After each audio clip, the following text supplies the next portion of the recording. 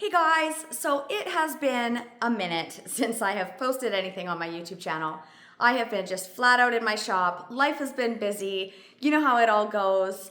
I've been busy videoing a lot of jobs, but I have not had a heck of a lot of time to be editing some of my videos. So just stay patient with me. I will get them out there as I find time, but you know, work mom life, it can be very busy. So I am back in here. This is going to be a quick video, but I just was really excited about some of these tools that I have. I've been busy on this job here. I've been doing a bit of a conversion on this service truck deck. That video will be coming out very soon. That one should be an easy one to edit, so I should get that one out in no time. But with this, I have been doing a ton of aluminum work, and I just 1/8 aluminum, and I have been able to whip out some of my tools that I have that I don't often use because I do pretty heavy duty stuff. But I got these Fein tools. They're Fein tools, Fein, F-E-I-N. I got a Nibbler, let me see, and I got these little shears, and they have been an absolute dream for this job. I've had to make some pretty intricate cuts in some of this aluminum, making little holes here and there and different funky shapes and stuff for some of the stuff I'm doing. And so I finally got to bring out these tools. And so I want to just demonstrate for you guys how slick this stuff is on this aluminum. So if you do a ton of aluminum work or even a little bit of aluminum work or thin gauge sheet metal stuff, I don't do a ton of thin gauge stuff, so I don't get to pull these tools out all that often. And so when I do, I just get really excited because, hey, we all love tools around here. Well, I know I do. So let me show you how all these things work. I'm so excited. Okay, so like I said, I got 3 tools from Fein. I actually got 4 tools. I got their grinder, which if you watch one of my other videos, I go into a little more detail about the grinder itself in comparison to the Milwaukee grinders that I have. I love a cordless grinder. I love having multiple grinders for multiple discs.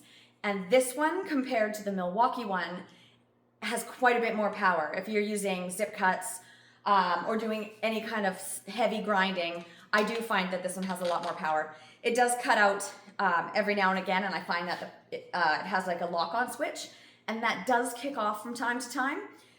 But for the most part, this is an excellent grinder. They're bigger than Milwaukee. They're a little bit heavier. But I'm just used to picking up heavy things all the time, so it really doesn't make that much difference for me. But their grinders are solid. I would definitely recommend 10 out of 10. But what I'm very excited about is, one in particular, is this Nibbler.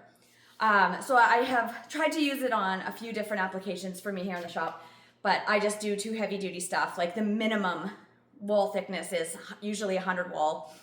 Sometimes I will do 065 wall, but that's mainly tubing for hand railings and stuff. When I get onto body work and when I get onto lighter gauge steel stuff, then it is great, but I don't do that all that often. But because I have my new TIG welder here, my Miller Dynasty 280, I've been doing a lot more aluminum. And so with a few jobs that I have come in the shop, I've been able to bring out this bad boy. But I want to show you guys just how freaking awesome this thing is when you actually put it to work. I love these batteries that they have. They do what's called a battery share with Bosch. And so the Bosch batteries are transferable with Fein tools. So you can use them. They both fit either tool, Fein or Bosch. But this thing is so quiet.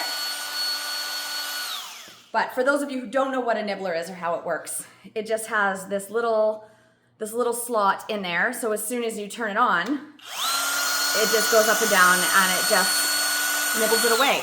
And for those of you who do much aluminum and you know how unbelievably gross aluminum shavings are, you can see this amount of dust that I have, like amongst everything else on my floor right now. When I get in a job, I get in a job. But let me show you the difference of grinding dust versus what comes out of a Nibbler. But first, let's just show you how well this Nibbler works. So the one thing that I do really highly recommend is that you clamp your material. Because with any of these kind of cutting tools, when you're cutting it and it vibrates, I find that it tends to not work nearly as well when your material is moving around and flopping around. And I have so many things in my shop right now.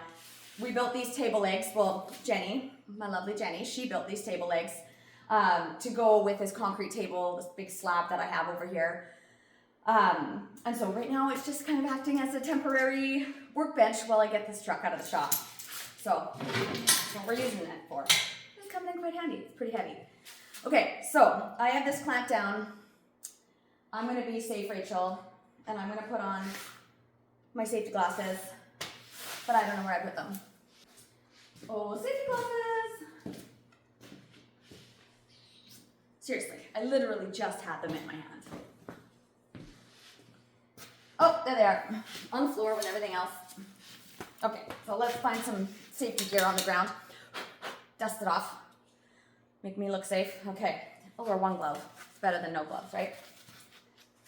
So all you have to do is line up your material with the slot that's in here, and you're good jam.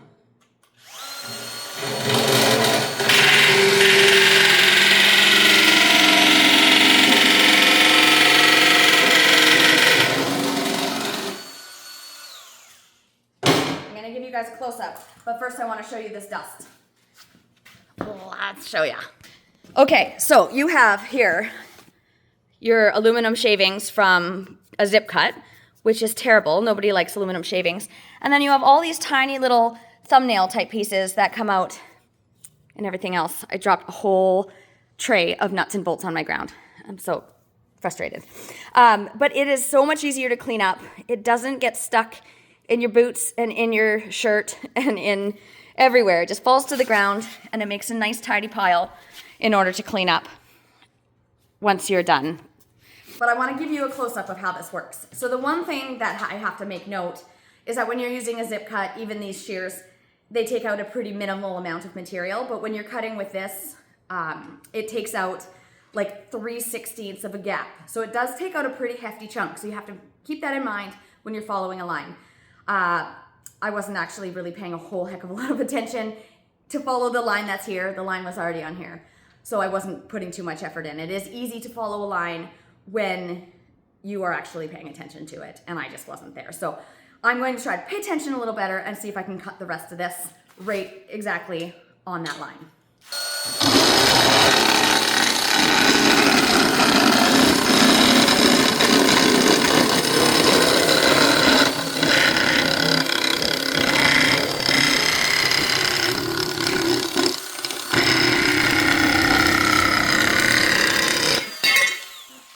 So I 100% should have this clamped on both ends of the material because when it does flop around, it gets very hard to maneuver it. So I'm going to actually go grab another clamp and I'm going to try to do this one more time. I'm just going to give myself another straight line. I'm going to just cut it on an angle. This is still a good piece of aluminum. So we'll do just a little diagonal angle. Put some green pen there. So that will be my line, and I'm going to try to go exactly on the line and cut this line, just so we can see how accurate we can get with this.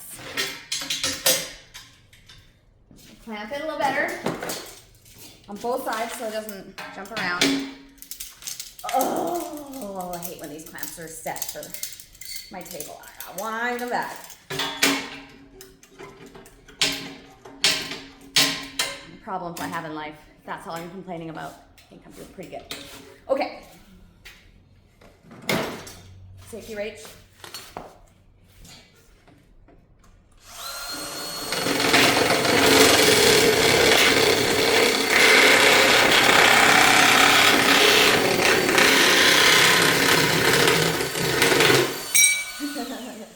Okay, that still was a little bit wonky, and I will say that this is a little bit thicker material, and I have had this on here since I got this, because you can get new dies for this, and I think that this aluminum does kind of gum it up pretty quickly. But either way, that's still a pretty clean cut for how fast and how not noisy and how not messy it is, and just how quick you are able to do this. Because if you've done it with zip cuts and you know how long it takes to get through that material in total, or a plasma cutter having to set up for another tool, to be able to have a cordless tool to use really quickly when you're doing stuff, thinner stuff in aluminum, it is pretty slick. Let's just take a quick look at the shear. I did try it and it didn't work all that well, But that was the more complex cuts that I was trying to do with this shear. So I really actually don't even know how well this is gonna work. So let's try it. So this one, you kind of have this resting plate that when you have it into the shear, I can already see that this is like too thick. I think this is for some smaller gauge, thinner gauge stuff. And for that, it works really, really good.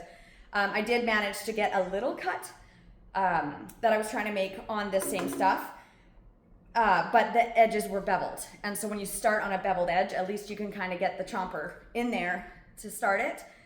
So because these edges are just fresh to cut, they have a bit of a lip, like an edge of a burr on the end of it. And it is even just like that little minuscule amount of a hair bigger than it needs to be for this tool. But we'll give it a go, see what happens. No lines, freestyle.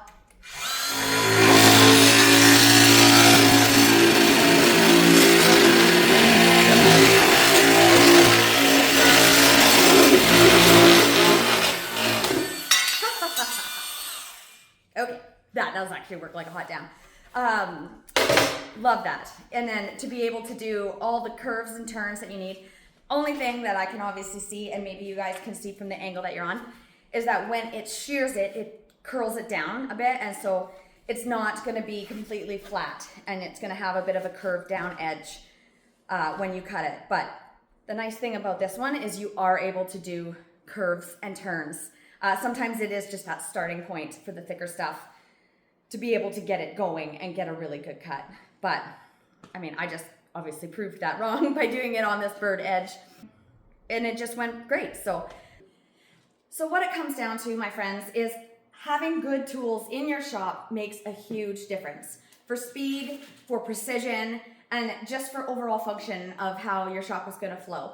I know for the most part I use Milwaukee tools, but I pretty much have every single kind of tool in my shop. I have Makita, I have DeWalt, I have, you know, every name brand. I don't kind of discriminate. For the most part, yes, I run Milwaukee tools because I find their price point is really great for having multiple different tools. These ones do run on the little bit more pricey side, but for the durability and the precision that they have, it is absolutely worth it for some of these tools to spend a little bit extra to be able to add stuff like this into your shop. So check them out. Fein tools. They've been around forever. I don't find that they promote their products nearly like, you know, Milwaukee, Makita, DeWalt do. I find that they spend a lot of time in their marketing. But Fein products, I think that they just go by how awesome their products actually are. And, you know, word of mouth, and the people that know good tools know that they're going to spend a little bit extra. They're going to get top quality tools. So check them out, you guys. All of these awesome tools for your shops, for your homes, for whatever it is that you love doing. What is the most used tool brand that you have in your shop? I'm just curious because I love them all. It is a dream of mine to have every single tool in my shop. Working my way up one tool at a time. Everybody for stopping into my channel. Make sure you like, subscribe, comment, all the things that I need you to do to keep my YouTube channel successful. I have way more cool tools that are just sitting in boxes waiting for reviews. I have this truck here that I have to finish tonight, and that build will come up soon. But thanks again, everybody, for stopping in. Go check out these Fein tools.